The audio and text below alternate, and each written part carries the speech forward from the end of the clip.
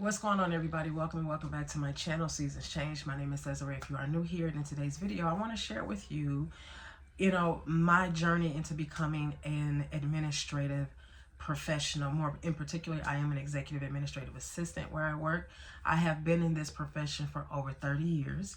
The longest that I've been in the profession at one employer is where I'm at now, which is 27 years. How I became an admin professional was just kind of by happenstance. I actually applied for a job when I was 19 years old. It was in 1995, so I was a year out of high school. I graduated high school in June 1994.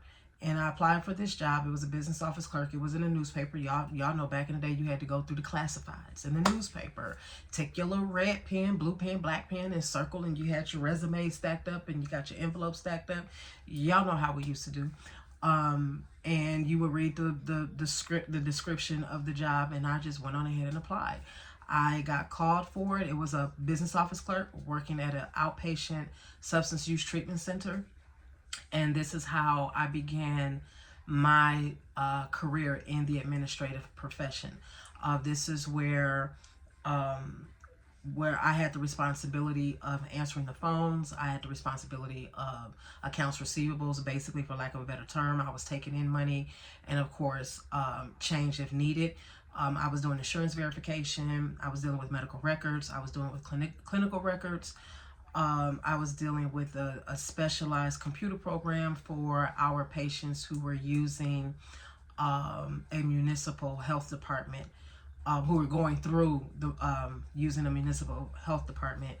And I began to just learn about being an administrative professional. I just didn't know that that's what it was called back in the day. I worked at that company for a year and a half. I moved out of state. I came back.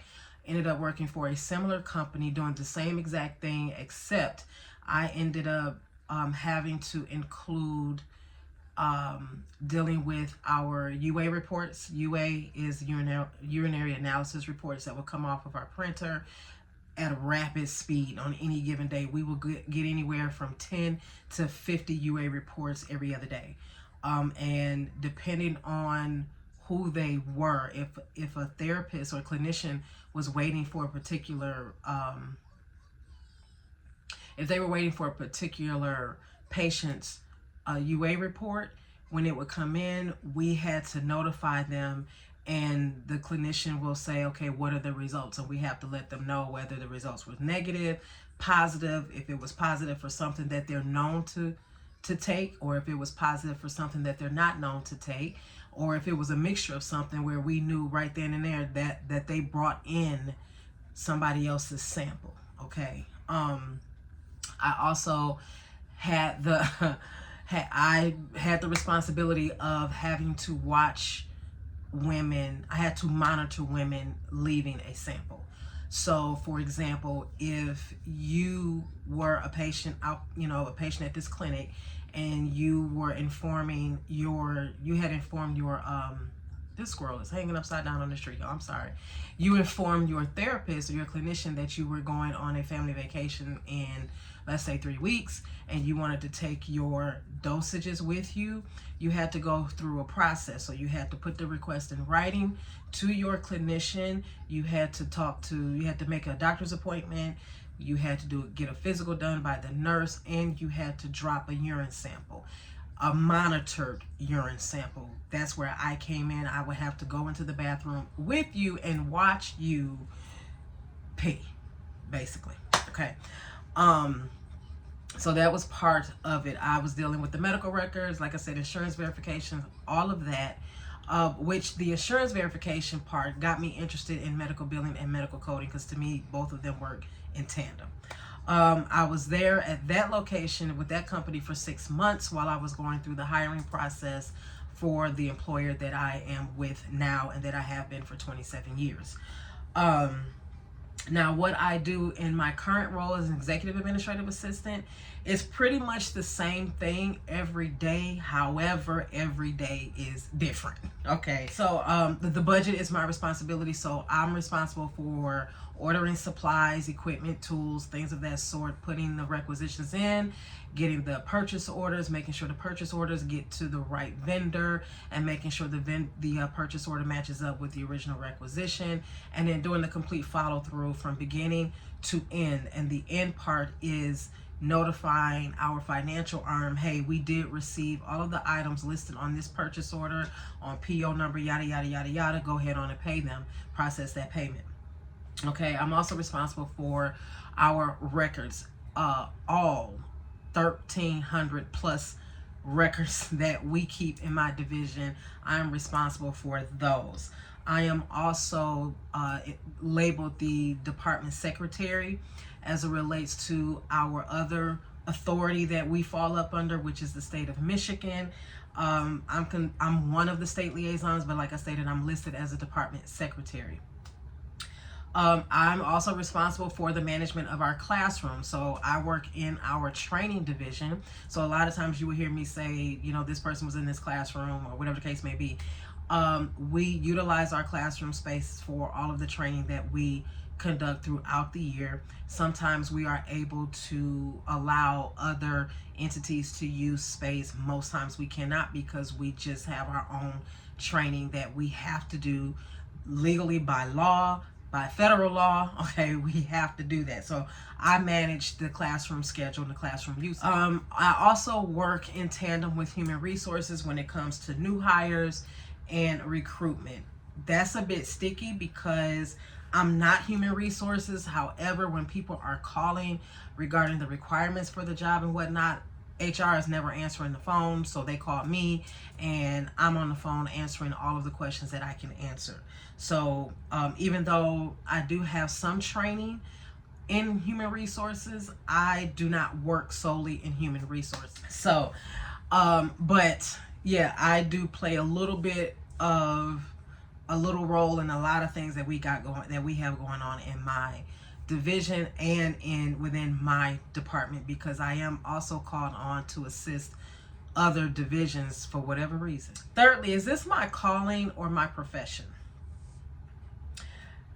The administrative services field is a profession for many, but for me, it is a calling first and a profession second. Okay, it is a calling first and a profession second.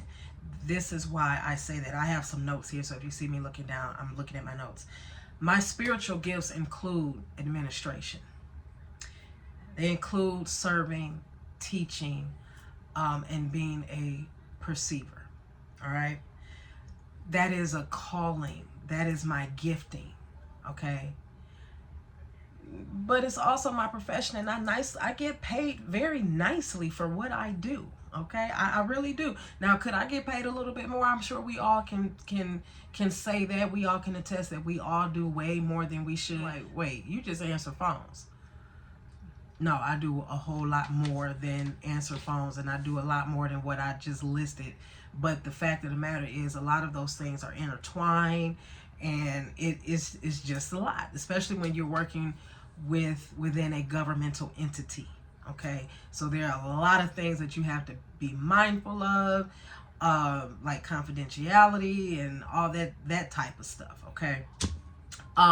Lately people have been asking me, that know I'm in this field, they have been asking me my opinion as it relates to this particular field, this particular profession when it comes to AI.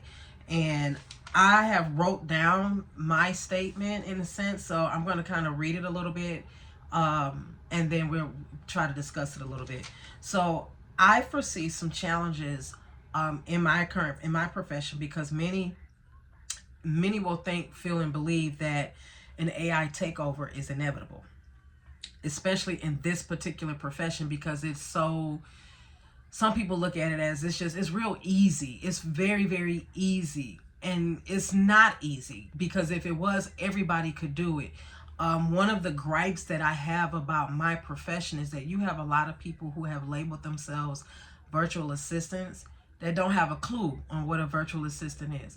They've never done this. They just do it now as a way to make money.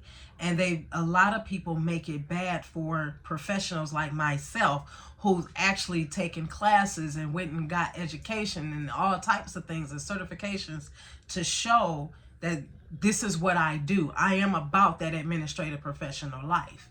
Okay. But anyway, I digress. Let me not go, because we can spend some time down on that rabbit hole. But you have to remember that AI is man-made. I don't care what anybody says. AI is man-made, and as we know, man is full of error. Okay? Man is full of error. Although AI has played a major role in the algorithms that we see, AI has played a major role in us basically not knowing how to tell the difference between real and fake. It is very easy to see or to say that the administrative profession may completely go away, but I tell you that will not happen. It may come close, but that will not happen. Again, AI is man-made. It's based off of what human beings have put into computers, period. Okay? You know, AI has made it to where, like I said, we can't distinguish real from fake. Okay? AI has become the drumbeat of social media content. People are relying more on AI than anything else. I mean, I know of people who have written whole papers and dossiers and manuscripts on AI thinking nobody could tell. But if you are aware of yourself and you're aware of other people, anybody can tell whether or not you've been using AI. I have a colleague, let me say that. I have a colleague who had the nerve to ask me to read something that he typed up, a document that he wrote. And as soon as I started reading it, I said, "You use AI." He was like, "Now you know I know how to put a letter together." I said, "No, you don't." And he said, "What do you mean?" I said, "This is not you, because the way you write is the way you talk. This is not you." So I know either AI did this or you had somebody else type this up, but I know you didn't do it. And he was like, "Okay, busted. I use AI." I said, "Yeah, see, I know I can tell the difference between AI generated work and you. You know what I'm saying? I even can tell the difference between AI generated work and me. Have I dibbled and dabbled in the AI using ChatGPT? I did in the early stages. I did. But there was something that just did not sit right with me regarding that. And we will get to that in a second. Okay. I think that many people in the administrative services field, the administrative services profession, think that they need AI, but I will say you don't. You really do not, because again, AI is man-made. It is full of human error. Now, I strongly am against people using AI. And this is where my faith and my profession, my calling, my faith and my profession come into play together. I have said this to many people that I work with on a day-to-day basis. I have said this, and I will continue to say it.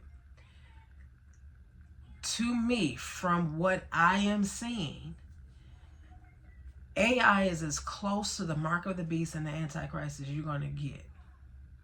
So you have to be very mindful about using things like that.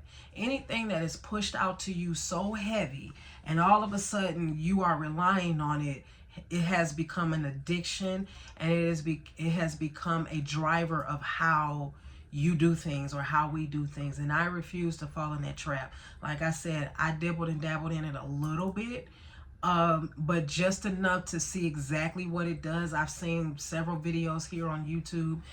There was one gentleman who was using AI to basically reconstruct his entire weight loss, and he did pretty good. But what I noticed is that he became very attached, and I don't know if he sees this, but he became very attached to his ChatGPT person. And I mean, ChatGPT robot, whatever you want to call it. he became very attached to where he could not do anything without getting this parasocial, this AI thing's approval. I've seen a lot of people use Chat GPT or use some version of AI to reconstruct their whole life. Y'all, please, I am begging you to stop. You do what you do, but I'm begging you to stop. But anyway, I'm gonna stop right there because that's enough of that. But this is that's how I got into the field of the administrative services profession. That is how I have gone through the various stages of getting up to where I am as an executive administrative assistant. I absolutely love this profession. In another video, I will share with you the trainings and certifications and things that I have taken to get me to where I am today. And you will be surprised by the first few that I mentioned, because many people don't even think about it. So with that, you guys, if you want to know anything else relative to the administrative field, as far as you know, my thoughts on what people can do or whatever the case may be, just drop it down below, and I will try my best to get to it as soon as possible. With that, you all take care. I'll see you in another video. Bye.